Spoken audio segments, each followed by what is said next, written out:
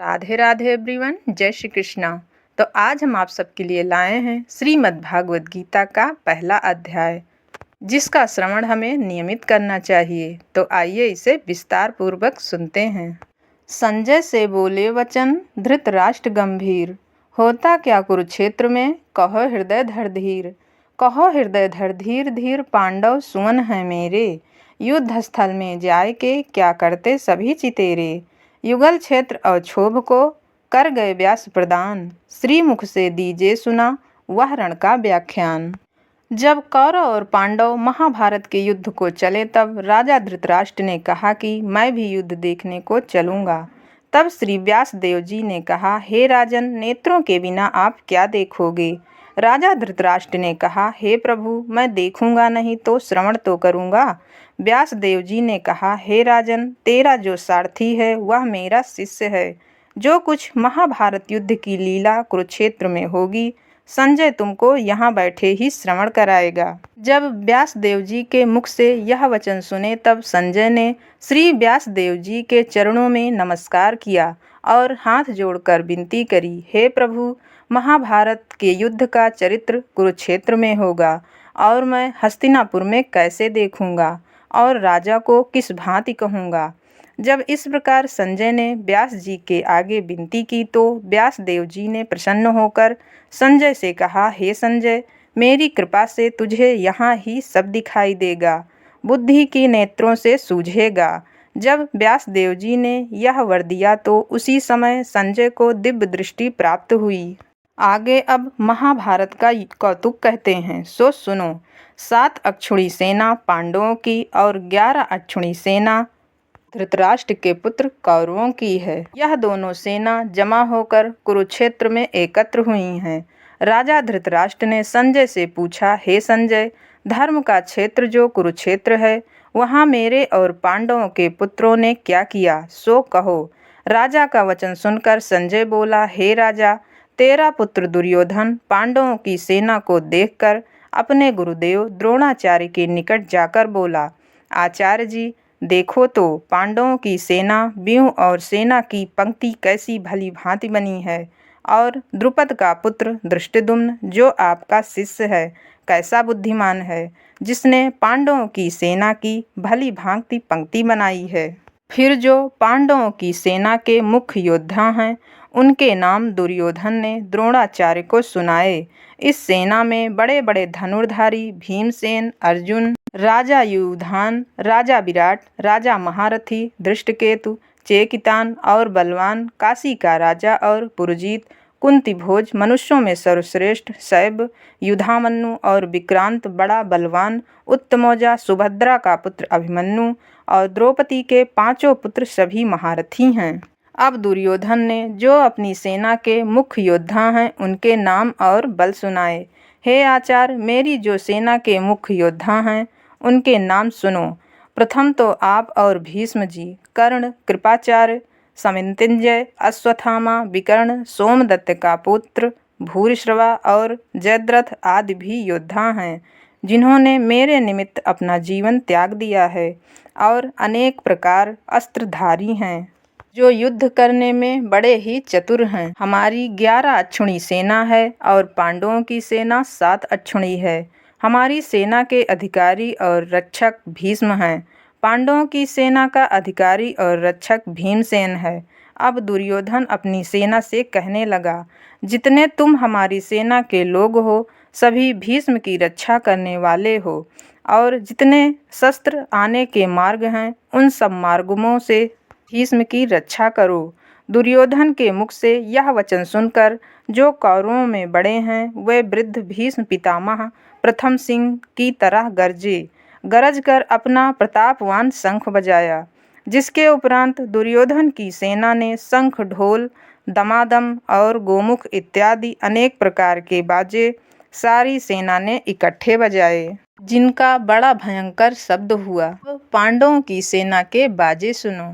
प्रथम जिस रथ पर श्री कृष्ण भगवान विराजमान हैं उस बड़े रथ की सामग्री कंचन की है और रत्नों से जड़ित है। जैसे वर्षा ऋतु का मेघ गरजता है वैसे ही रथ के पहियों की आवाज़ है।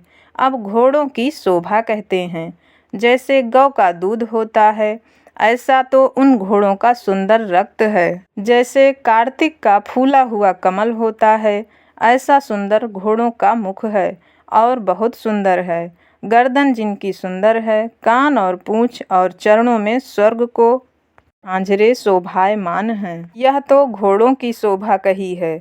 ऐसे सुंदर रथ पर सारथी भगत वत्सल मत स्वरूप आनंद कंद श्री कृष्ण भगवान विराजमान हैं और योद्धा के स्थान पर अर्जुन भक्त विराजमान है। उन्होंने शंख बजाए। प्रथम श्री कृष्ण भगवान ने अपना पांचजन नामक शंख बजाया और देवदत्त नामक शंख अर्जुन ने और पौंड नामक शंख भीमसेन ने बजाया। भीमसेन कैसा है, जिसका उदर और कमर बड़ी है। अनंत विजय नामक शंख कुंती पुत्र राजा युधिष्ठिर ने, सुमोग नामक शंख नकुल ने और मणिपुष्प नामक शंख सहदेव ने बजाया। बड़े धनुष के धारण करने वाले काशी के राजा ने भी अपना शंख बजाया और महारथी शिखंडी ने भी बजाया। धृष्टद्युम्न ने और राजा विराट ने भी बजाया। अपराजित सत्याग्नि ने बजाया और द्रौपदी के पुत्रों ने शंख बजाए और जितने पांडवों की सेना के राजा थे, सब ने अपने अपने शंख बजाए। शंखों का शब्द सुनकर धृतराष्ट्र के पुत्रों के हृदय विदीर्ण हुए। धरती और आकाश शब्दों से भर गया। उसके उपरांत धृतराष्ट्र के पुत्रों की सेना अर्जुन ने देखी। जब दोनों ओर से सेना के शस्त्र चलते हुए अपना धनुष सिर पर फेर कर अर्जुन ऋषिकेश श्री कृष्ण भगवान से बोले कि हे अच्युत अविनाशी पुरुष, मेरा रथ दोनों सेनाओं के बीच में लेकर चलो, तब देखूं हमारे साथ युद्ध करने कौन कौन आता है। संजय राजा धृतराष्ट्र से बोला, हे राजन, ऋषिकेश भगवान श्री कृष्ण से अर्जुन ने यह वचन कहे हैं। भीष्म द्रोणाचार्य की दाईं बाईं ओर भी योद्धा थे। तब श्री कृष्ण भगवान अर्जुन से बोले, अर्जुन, तेरा रथ मैंने कौरवों की सेना के सन्मुख खड़ा किया है, तू इनको देख ले। तब अर्जुन ने कौरवों की सेना में जो जो योद्धा देखे, कौन कौन योद्धा देखे, पितामह, गुरु, मातुल, मामा, पुत्र, पौत्र, सखा, ससुर, मित्र देखे। उन दोनों सेनाओं में अपने ही कुटुंबियों को देखा। अर्जुन के मन में दया उपजी। तब अर्जुन श्री कृष्ण भगवान से बोले, भगवान, इस सेना में मैंने सब अपने भाई बंधु और स्वप्नजन ही देखे हैं, जो योद्धा में रण करने आए हैं। उनको देखकर मेरा शरीर बहुत दुख पाता है। मेरा मुख सूख गया है और शरीर में पसीना आ गया है। मेरे रोंगटे खड़े हो गए हैं। मेरे हाथ से धनुष उठ रहा है।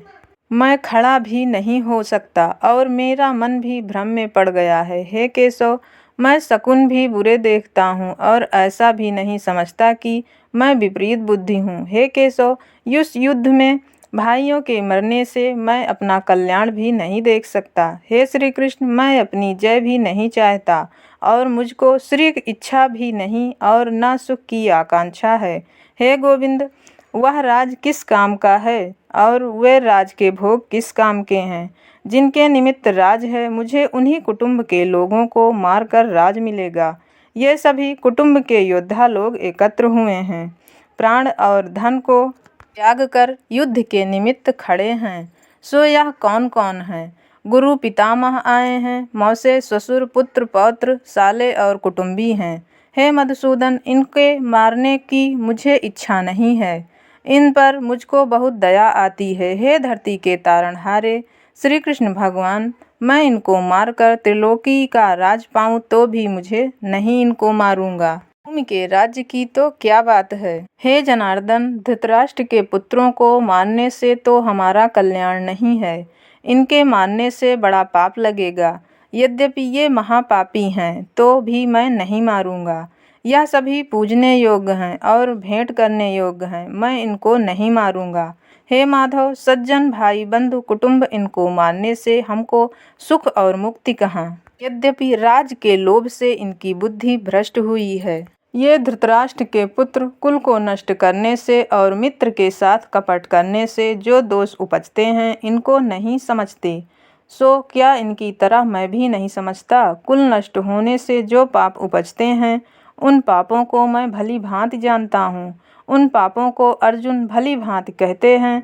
हे जनार्दन, कुल का नाश करने से तो कुल के जो पुरातन धर्म संस्कार हैं वो चले जाते हैं, उनका भी नाश होता है। कुल धर्म के नष्ट होने से कुल की स्त्रियां दुराचारणी हो जाती हैं, जिनसे स्त्रियों के वर्ण संकर संतान उपजती हैं। पराये पुरुष की सनातन की वर्ण संकर कहते हैं। जिसने कुल को नष्ट किया, जिसने इतने पाप किए, सो सब पाप कुल के नष्ट करने हारे के सिर पर होता है। फिर वह मनुष्य उन पापों का फल क्या पावे, सो सुनो। वह प्राणी सदा नरक भोगता है। न्याय शास्त्र में मैंने यह श्रवण किया है। अब अर्जुन पछताता है और हाथ जोड़कर अपना सिर फेर कर कहता है, हाँ हाँ, देखो भाई, मैंने कैसे पाप का उद्यम किया था। अब मैं अपने हाथ में शस्त्र नहीं पकड़ूंगा और धृतराष्ट्र के पुत्रों के हाथ में शस्त्र होंगे और मैं उनके सन्मुख होऊंगा। वह मुझको मारेंगे, इससे मेरा कल्याण होगा। संजय धृतराष्ट्र से कहता है, हे राजन, अर्जुन ने यह वचन कहकर धनुष बाण सब नीचे रख दिया है और भगवान श्री कृष्ण के सामने जाकर कहता है, हे मधुसूदन, अब मैं युद्ध नहीं करूँगा। इसी के साथ श्रीमद् भागवत गीता का पहला अध्याय समाप्त होता है। मिलते हैं किसी दूसरे वीडियो में गीता जी के दूसरे अध्याय के साथ। राधे राधे, जय श्री कृष्ण।